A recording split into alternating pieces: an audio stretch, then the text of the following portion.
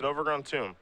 To start our quarterfinals here in Washington, D.C., Boettcher is, of course, going to have a Thoughtseize to blow up the 5-card hand. But Smith has a lot of lands, so that's actually, all things considered, a pretty big step in the right direction.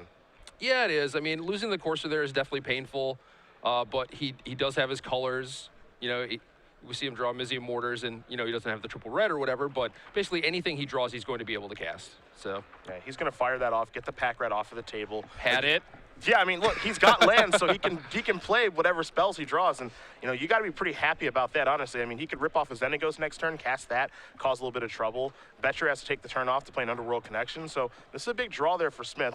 It's just a Mizium Mortars before passing the turn back, but at least he gets to actually play Magic this game. Don't know if he's going to win, but he gets to play. Yeah.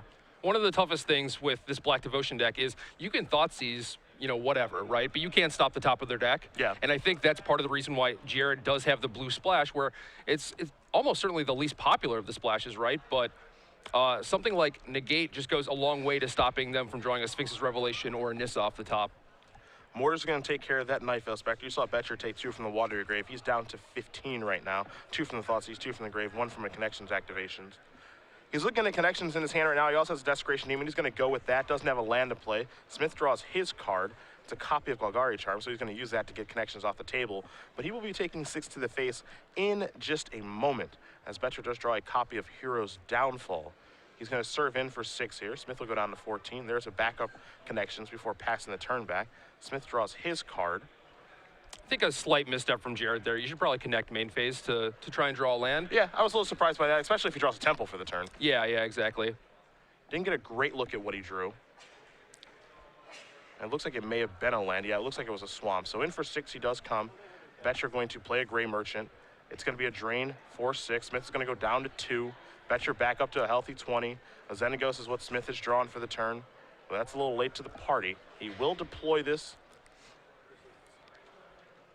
Has no point in conceding, as Boettcher will draw a card, cast a Hero's Downfall on the token, and attack for lethal. So Jared Boettcher is going to win game number 1 here over Erik Smith very quickly due to Smith's mulligan of 5. Black Blue Devotion up a game over Jund Planeswalkers, as we will take a look at the sideboards here in just a moment, but we will come back to the booth because it is time for our first of 3 trivia giveaways this morning.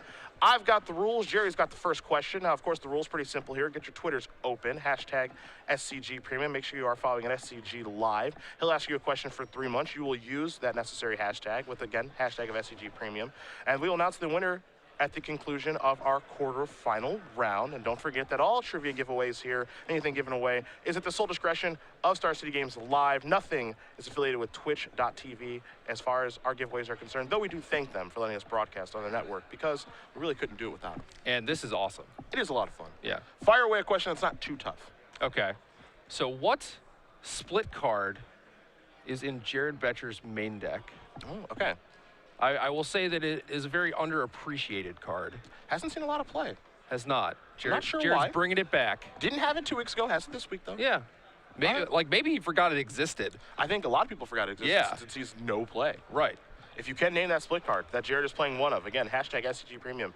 Make sure you're following at SCG Live when we will announce the winner at the conclusion of our quarterfinal round, as we will head back down to the match now. Take a look at the sideboards, which you guys can see on the screen at home. We will begin with Erik Smith. You'll see 2 Mistcutter Hydra, 2 Scavenging Ooze, 2 Doomblade, 2 Magma Spray, 2 Anger of the Gods, 2 Duress, 2 Thoughtseize, and a copy of Rakdos' Return. Jerry T, what do you like there?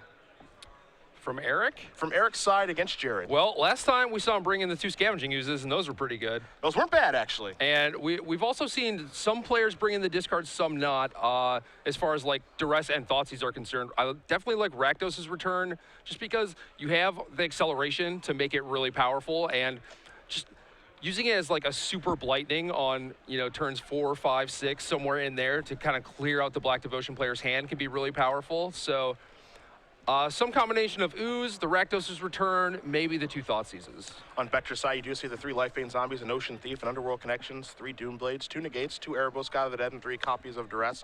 Duress and Negate seem like the easy place to start. Yeah, yep, definitely like those cards. I think the games are kind of slated to go long, so the extra Underworld Connections is definitely a pretty big help there. We've seen Jared Boettcher bring in Erebos in kind of some weird spots, like sometimes against Mono Blue Devotion, definitely in like the mirror matches against blue-white control. I don't think I would be very surprised if he brought it in here either, just because it is like another card drawer. It is a potentially difficult to remove threat. So I don't know. We'll see. Some solid options, I think, for him in this matchup. Yeah, certainly, and that is part of the power of the blue sideboard. You get those options that are very, very good against other slow control decks.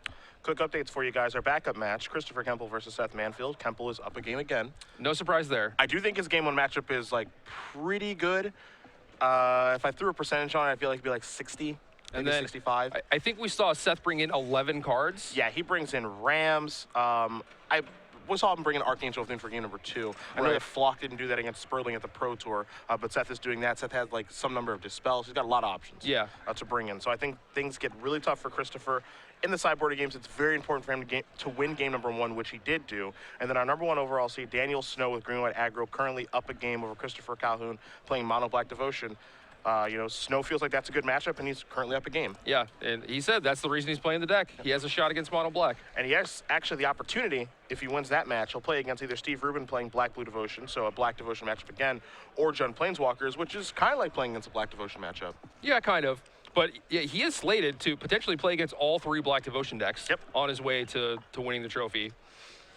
So things could break pretty well for him. Yeah, we'll see if he's right about how the matchup goes. Again, no one's going to have a great matchup against Mono Black. I think Jared has really proven that by the fact that he beats Rabble Red on a like pretty consistent basis with no hate cards. No one's going to be great against it, but you know, if you feel like green-white gives you the best chance to beat it and you know you're going to play against it some number of times at one of these Open Series tournaments, might as well go for it. That's what I think, at least. Yeah, I mean, you can't really argue with that. And we were talking about this yesterday about green-white just kind of like always sneaks in there. You know, no one really talks about it, but it's like always in the top 8 or in the top 16.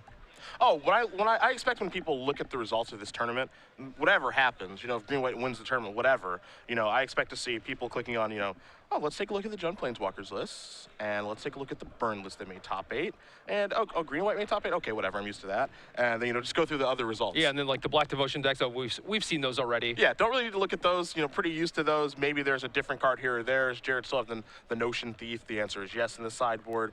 You know, I don't expect anyone to look at the green-white aggro list, really, because it's just more of the same.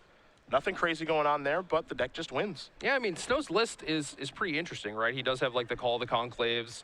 Yeah, he does have those. He has, like, the Sundering Growths, the Rootborn Defenses, Tristani in the sideboard. So he's got, like, a little bit of a package there, whereas the other green-white decks don't. They just have, you know, 4 Fleecemane, 4 Voice, and just hard beatdown creatures. But he's got a little something going on. Hey, he's going a little bit bigger, which I know that I think you and Sam Black talked about a little bit with green-white. Sam mentioned it in his article, and I'm just like, I'm down to brew this, you know, big green-white deck that might have a shot against, like, the Rabble Red decks. And Board some Archangels.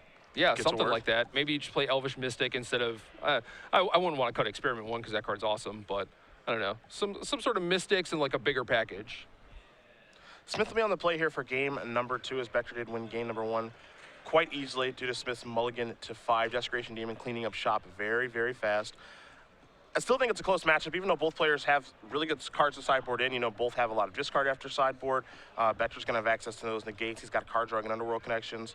You know, Smith's deck, the Planeswalkers are difficult for the Black-Blue Devotion deck to beat. Yeah, I agree with that. And I do think it's close. It's just so difficult starting from a game 1 deficit, you know? Smith will take a look at the opener. He is... Okay, he's going to keep. I thought he was going back. He's going to play a Temple of Abandon. Leave the top card on top, and we are underway here in game number 2. Boettcher draws a Swamp for the turn. Does he have a Thoughtseize? The answer is no. Sort of.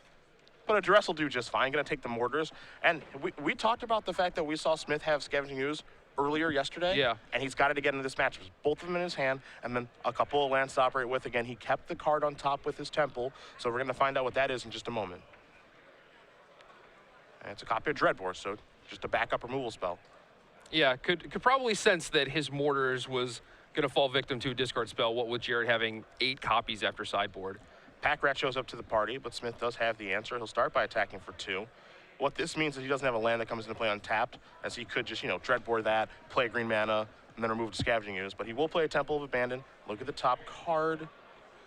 That is going to, looks like he's in the tank. Looks like it might go to the bottom. It's close, and it looks like close enough. So that'll stay up.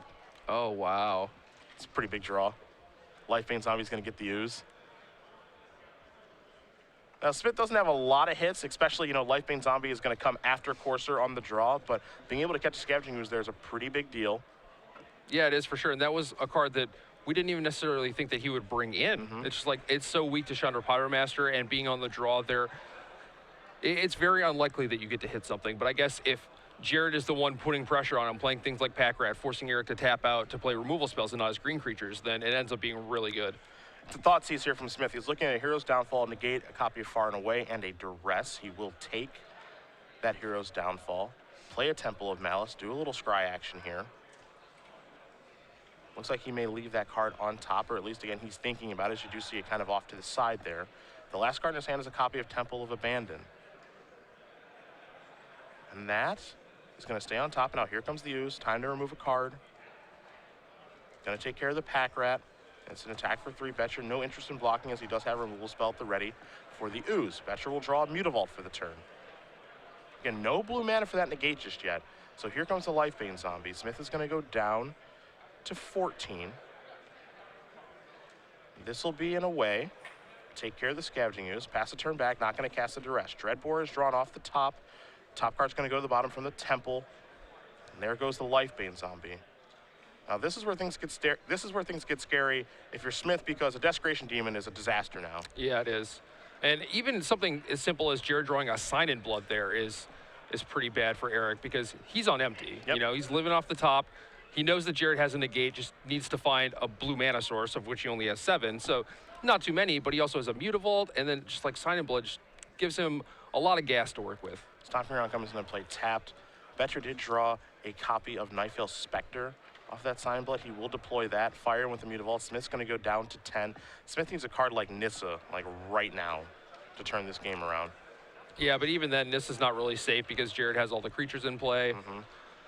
He'll get to make a 4/4, but likely won't live very long. Rakdos Return comes off the top of the deck for Boettcher. Doesn't have red mana just yet, but he might find some next turn. There's an Underworld Connections, and happy to pass the turn back. Smith draws his card. Copy of Sylvan Caryatid. That's going to come down. All Smith can do is just pass the turn back. Boettcher will activate Underworld Connections. He will draw a card, go down to 12 in the process. Picks up a copy of Urborg. We'll untap those lands, pick up another Swamp. No blue mana yet for the negate, but he's digging. Yeah, doesn't need it apparently. Pack Rat the draw now as well, and you can see that he is really starting to take over this game.